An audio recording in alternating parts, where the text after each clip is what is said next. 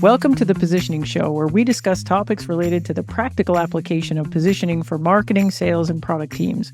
I'm April Dunford, a consultant, author, and the world's leading expert on positioning for B2B technology companies.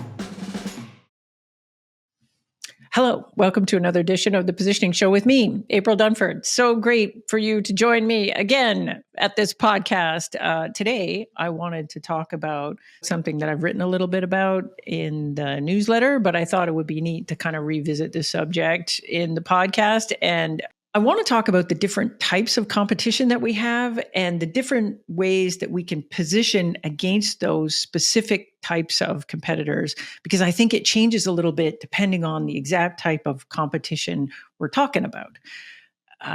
One of the things that I think is really interesting in the work that I do with customers, we often start a positioning workshop with a conversation around competitive alternatives. And this definition of what is competition varies wildly across different members of the team. So, for example, if I ask sales, who's our competition? Sales will talk about anybody that lands on a short list, basically. And in fact, they will often over-rotate on competitors that we lose deals to. They generally don't consider status quo competition because I think in the minds of most really good salespeople, if they lose to status quo, they think, oh, well, we're going to get those guys later. They certainly don't consider do nothing, for example, as competitors. If I look at the way product management looks at competitors, they're often looking at what I would call horizon competitors, or competitors that aren't causing us pain right now, but could in the future because they're worried about the product roadmap. For positioning purposes, we don't really need to position against those types of competitors simply because they're not causing us pain right now. When and if they do start to cause us pain in the future, we'll worry about positioning against them. In my mind, I think we have three big buckets of competitors, and I want to talk about how we would position against all three. So the first would be status quo. That's whatever the customer happens to be doing now.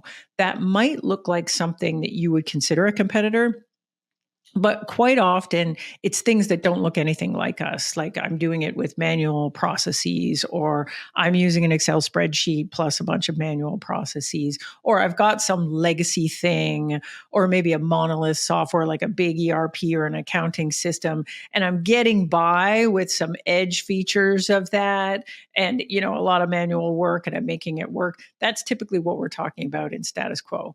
The second type of competitor we've got are what we typically think of as competitors. So direct competition, that tends to be things that land on a short list. So if I'm taking a customer viewpoint on this, it's not really a competitor if a customer doesn't put it on a short list. So a lot of the things that product would consider a competitor aren't really competitors in the minds of customers quite yet. So, but anything that lands on a short list is, so we would consider that direct competition. And then the last competitor we have, I'll call it do nothing, which is often mistaken for the first category of competitors, which is status quo. So people will say, oh, well, do nothing just means the customer actually voted to stay with status quo. Sometimes that's true.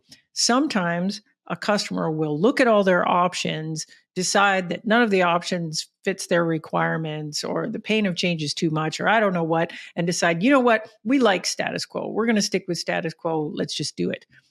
A lot of the time, though, and the research tells us the majority of the time, when a customer starts on a purchase process and then in the end chooses to do nothing, the majority of the time, that do nothing is actually representing customer indecision.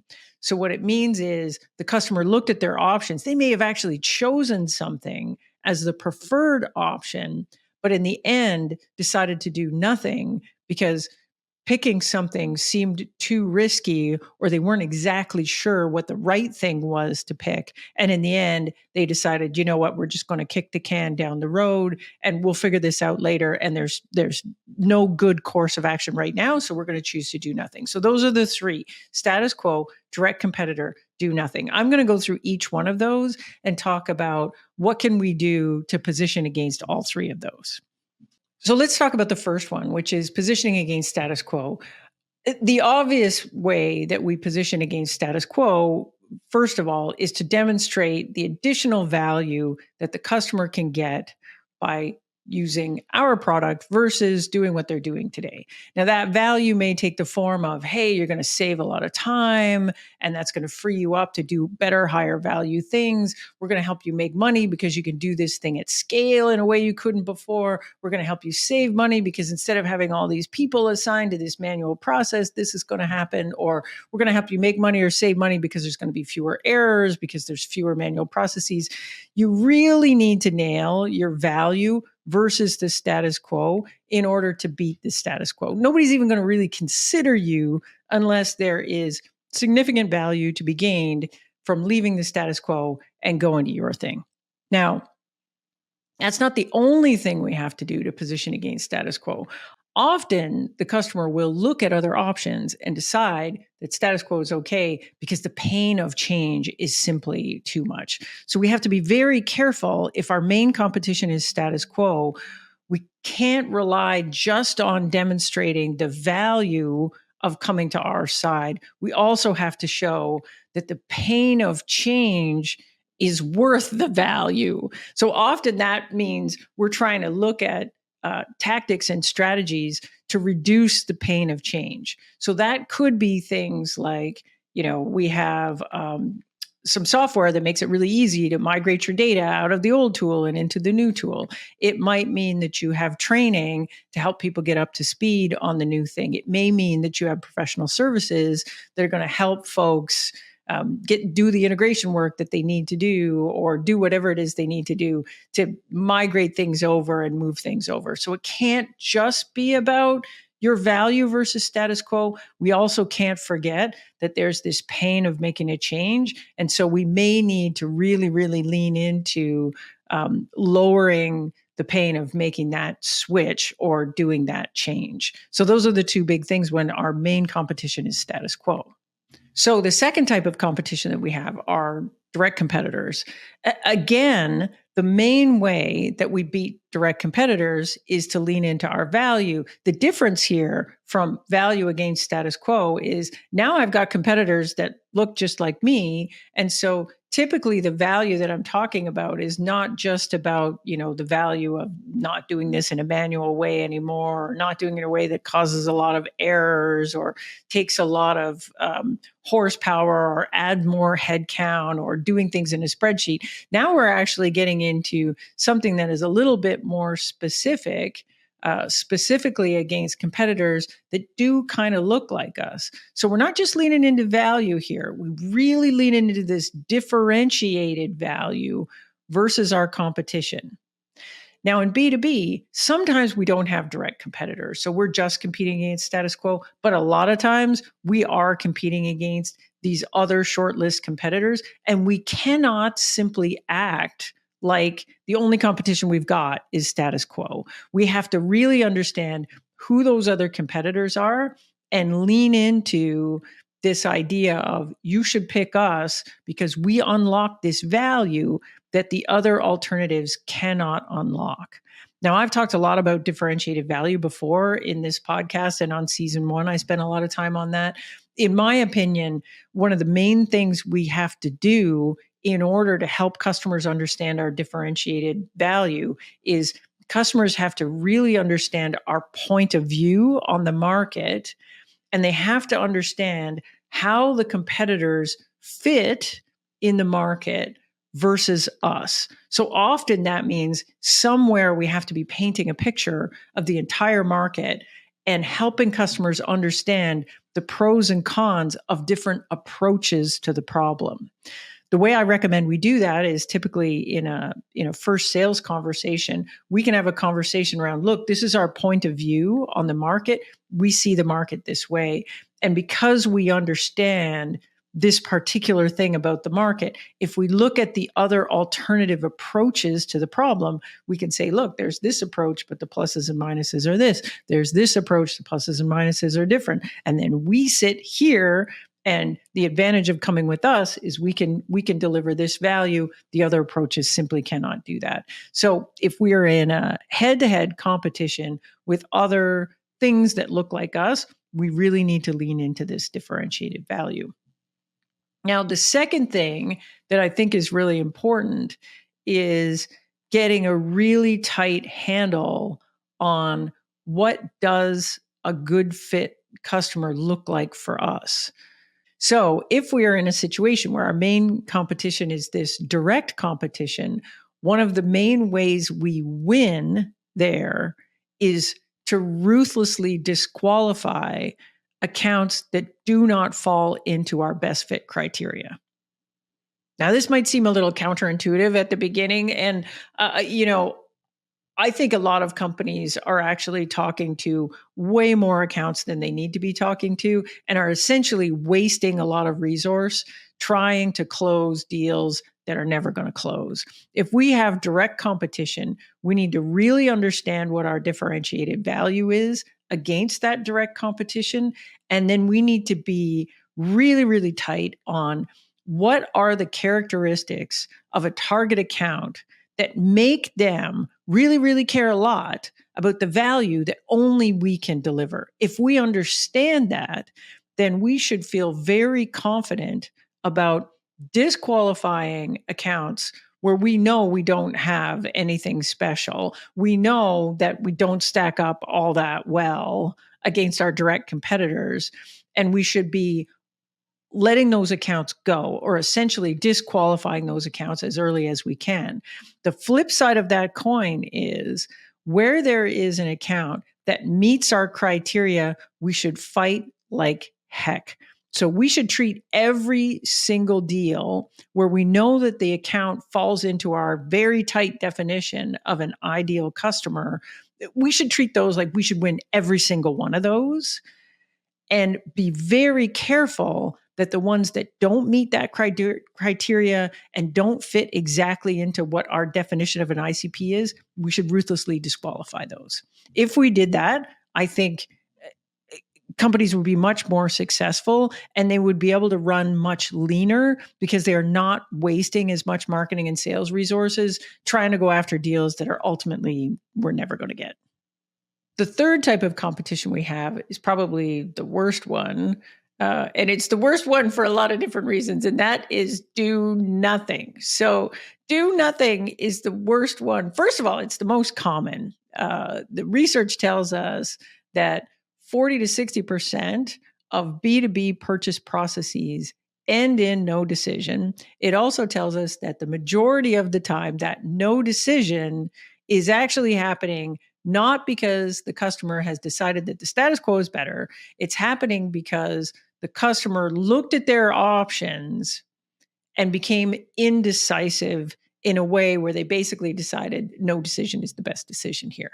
Now, that indecision is coming from a lot of different places. So sometimes it's coming from the customer can't really tell the difference between different alternatives. They look good, but they all look good and they got to pick one. And the customer's so worried about making a bad choice that they end up making no choice at all. Sometimes the stakes are very high in these decisions, particularly we're talking about B2B here. So if a customer makes a poor decision, there's a lot of bad things that could happen. They could end up looking stupid to their boss because they recommend this thing up to their boss and their boss says, "What? You picked that? I hate that thing. That's bad." Or the end users don't like it and then they're all complaining, "You're the jerk that picked that thing." Or, maybe the project fails and in big enterprise B2B software deployments, that does happen. And that would look very bad on the person that picked it. And so people are worried, maybe I'll get passed over for a promotion. Maybe there's a possibility that I might get fired for making a bad choice here. So there's a lot of stress on deal champions who have the responsibility for actually making a purchase recommendation here. So, if we are in a situation where we feel like we're losing a large number of deals to this no decision, and we sense that no decision is due to customer uncertainty or a lack of customer confidence in making choices, then we have a few things that we can do to help fight against that. The first way we can help customers get more confidence in their decision is we can be educating them on the trade-offs associated with different approaches to the problem. So if we think about it that way, our job here is not just about communicating the value of what we do and the differentiated value of what we do, meaning why pick us over the other guys, but it's a little bit of here's why you wouldn't take this other approach to the problem. So that involves typically looking at the competitive landscape, separating the competitors out into different approaches to the problem, and having a conversation with the customer or educating the customer in your marketing materials or wherever else you like to do it about, look, if we take this approach to the problem, it is very good for these reasons. It is very bad for these reasons. If we take this approach to the problem, it's good for these reasons. It's that bad for these reasons. And we sit in the middle like this. I've worked with a lot of different companies that have done a very, very good job of this. And often the way we need to do it is a way that comes from a place where we fully admit to the strengths of our competitors. That might seem counterintuitive, and it might seem we should try to position ourselves as better than our competitors in every way, but often it's not. So in order for us to be credible doing this kind of market mapping and attempting to educate a customer about pros and cons of different approaches, in order for us to be really credible there, we have to be able to admit that, hey, Oracle's a great company. We like what they do, and they are very good for customers that are trying to accomplish XYZ, but they are not good for customers that are trying to accomplish ABC. If we're going to do this really well, we have to admit that our competitors are good at things. We have to admit that certain approaches are better in certain situations. But here's why we think our approach is the best approach for customers that look like you. So that's the first thing. We need to help customers understand the trade-offs associated with different approaches to solving the problem.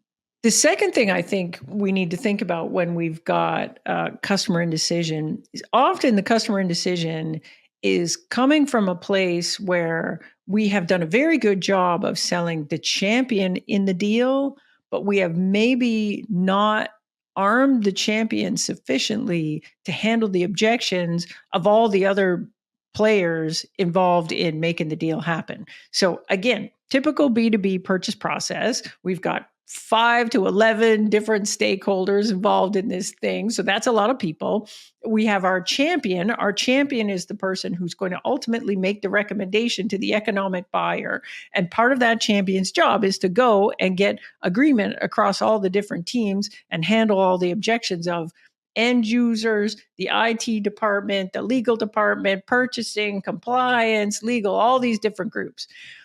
If we get in a situation where the champion is like, yes, this is great, I love this, but then the deal ultimately doesn't go through, some of the time what's actually happening is they're stuck because they can't get one of these key stakeholders to agree. So for example, they might go to the IT team and say, hey, we want to buy this software, it's going to be great. And the IT team looks at it and says, seems pretty difficult to manage. Or how are we going to integrate that with our accounting system? I don't think it actually works to integrate with the accounting system. Now, it's our job as a vendor to arm the champion to handle those objections. In some cases, we may get the opportunity to pitch directly to the IT department, in which case that's great because we can do our best possible job of handling those objections. But in other cases, often it's the champion that has to go have that conversation without us. So it's our job to be able to anticipate what those objections might be and then make sure that the champion can come in and knows the answers to all those things. If you find you're losing a lot of these deals and it's potentially due to the fact that there's objections happening with other stakeholders in the room, we need to get really, really clear on what those objections are, and we need to do a better job of handling those objections in advance and arming the champion to be able to do it even if we're not in the room. And then lastly, while we're on the subject of increasing the customer's confidence in their choices, the last thing we can do beyond helping them understand the trade-offs of other alternatives and helping them handle the objections of the other stakeholders in the deal, the last thing we can do is offer our very specific recommendation. This is an interesting technique that I first really got thinking about when I read Matt Dixon's latest book, The Jolt Effect. And in there, they showed that very effective sales reps would often make a very specific recommendation. And this was particularly good where we had software where there was multiple piece parts or options or add-on things that a customer could choose. Often the indecision came from the fact that there were too many options and the customer wasn't sure which package they should pick. Which sounds terrible. But, when I read that chapter, it got me thinking about one of the very big companies I worked at, IBM, and we had a lot of different add-on things, and we would have deals stall at the very, very last stages of the deal because the customer wasn't exactly sure which package they should pick and what the trade-offs were between the different packages. And this indecision got them so tripped up that we'd sometimes end up not doing the deal at all. What the Jolt Effect research showed was that sales reps that made a very specific recommendation and said, look, like, here's all the options, and you could do this any way you want to. But what I would recommend based on where you're at and what I've seen with other companies like you, I would recommend that you get this package with these options. Again, if you can do this in a very authentic way, it increases your ability to get the deal. And in fact, the Jolt Effect research showed that it improved your chances of closing the deal by 144%. So those are the three things under increasing the customer's confidence in their choices. Help the customer understand the trade-offs between the different approaches to the job, arming the champion to handle the objections of the other stakeholders in the deal, and then lastly, making sure that we are making a very specific recommendation so that the customer doesn't have this added burden of trying to figure out exactly what is it we're trying to buy.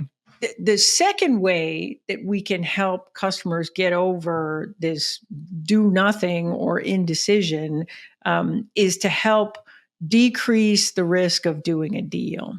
So often the customers are indecisive because they're worried about the risks involved in making a decision. So what happens if the project doesn't deliver the value that we think it's going to deliver? What happens if we don't get the user adoption that we thought we were going to get? What happens if the project just takes way longer to implement or is way harder to implement, or maybe the budget goes over, or who knows what? So there's all of these things that can cause a buyer to say, nah, I don't think I'm ready to do this quite yet. So what can we do to decrease the risk in a deal? There's some obvious things we can do. Things like guarantees work really well. And I've seen that work well in lots of companies that I've worked with, that there's essentially a money back guarantee, or a guarantee that says if you don't achieve this, or if you're not perfectly satisfied, you can break the contract, we'll give you your money back. Often these guarantees are time bounded, so you have 30 days or 60 days, and within that 30 to 60 days, if you feel like things aren't going well, you can get out of the deal. That can help a customer feel like this isn't a terrible decision to make, because if 2 weeks from now we decide we're doing the wrong thing, we can still get out of it. One that I've seen work really well and that I've implemented a lot back when I was an in-house VP marketing and working on really big deals is often a really big deal can seem extraordinarily risky. And in those cases, we may want to break the deal down into chunks. Now, you have to be careful about this, and you have to feel confident that you can win the additional chunks. Often companies don't want to break the deal down into chunks because they're worried, we'll only recognize revenue from chunk 1 this year, and it'll be next year by the time we get chunk 2 or chunk 3 or chunk 4, and when we want to get this big deal. But if the alternative is getting no deal at all, maybe it's okay to break it into chunks. I've found that with a customer that's really worried about risk, we could often do a pilot deployment or a smaller deployment, or we could look at the deployment in phases. So phase 1, we're only deploying out this far. Phase 2, we're getting out to here. Phase 3, we're getting out to here. That helps a customer, again, feel comfortable that if things are going off the rails or we're not delivering what we say we're going to deliver, they haven't bitten off the entire meal. They've just taken a little nibble at it, and it doesn't seem so risky. Associated with that are things like proof of concept or test projects. Now, I have a very love-hate relationship with proof of concepts. I worked for a while in a company where we were selling into financial services, and in those bigger banks that we were selling to, they always wanted to do an on-site proof of concept. They would never pay for those proof of concepts, so they were very expensive for us to do as a company. They tended to slow the deal down. And often it wasn't unusual for us as the smaller vendor to get sucked into a proof of concept, only to have the company choose the bigger vendor over us. So in some cases, I thought doing a proof of concept was actually a bad thing. It slowed down the deal. In those companies, we were always trying to avoid doing a proof of concept. So we would really lean into, well, why are we doing the proof of concept? What are we trying to prove in the proof of concept? If we're just trying to prove that it works with your data, maybe we could do it in a test setup in our offices, for example. That said, I've worked in other industries where a proof of concept is actually a deal accelerator. So at a different company I worked in, we were selling into big retailers. And some of those big retailers had concept stores or test stores, and they were very used to doing a proof of concept at the test store before they would then roll it out anywhere else. So we found if we could get into the test store very quickly, if we could structure the proof of concept, which meant we would have a very specific definition of what is pass-fail criteria. We would make sure that there was a start and an end point. We didn't want these proof of concepts to go on forever. But if we structured them very well, it could actually accelerate the deal. So in some cases, I think where you have a customer that's indecisive and they're worried about the risk of the deal, doing a test project or a proof of concept can help take that risk off the table. So if we look at this across everything, so again, we have these 3 types of competitors. We have status quo, we have direct competition, and we have this do nothing. If we have status quo, what we're trying to do is demonstrate our value versus the status quo. We're trying to lower the pain of making a change. Those are the 2 big things. If I'm dealing with shortlist competitors, I want to really lean into my differentiated value. And I also want to be ruthlessly disqualifying folks that are not a good fit for my stuff. And then lastly, if I've got do nothing, on the one hand, I'm trying to increase the customer's confidence in being able to make a good choice. At the same time, I'm decreasing the risk of doing a deal. If we look across all 3 of these things and the tactics we're looking at, taken together, we can make some conclusions here. So one is we really got to nail our positioning. If we want to really win deals and prove our value, we have to get really tight on our definition of differentiated value, or why pick us over the other guys. And then secondly, we also have to be really tight on what's our definition of a best fit customer. The second thing is, ideally, we've got a sales pitch that helps our sales team act as a guide. That sales pitch needs to be able to do things like express our point of view on the market. It needs to be able to very clearly communicate the different alternative approaches to the problem and the pros and cons of those different approaches and how we fit in the middle of that, or why and when do you pick us over the other guys. And then lastly, we need to really think about creative ways to de-risk the deal, take risk off the table, to help customers be able to make a decision and not feel like, ooh, something really bad is going to happen if I choose unwisely here. That's it for this week. I hope you thought that was interesting and informative. Thanks so much for hanging out. Hey, a couple of things. This podcast is relatively new. I would love it if you would leave a rating or a review. I would really, really appreciate that. Secondly, I have a newsletter. You folks should subscribe. It's aprildunford.substacks.com, or you could go to my website and sign up for it there. One of the things I have, if you sign up for the newsletter, is a set of templates. Those templates go with the 2 books. So there were some templates that came with Obviously Awesome, as well as some templates that came with the second book, Sales Pitch. If you've read either one of those books, the templates will help you if you're doing any of these exercises internally with your own team. The way you get those templates is you go to aprildunford.com/books. Scroll down a little bit. You will see a box there where you can sign up for the newsletter. In the bounce back email you get after you subscribe for the newsletter, you will get a link there to download the templates for free. Anyways, I hope you thought that was fun and cool. You guys are a great audience as always, and I'll talk to you in a couple of weeks.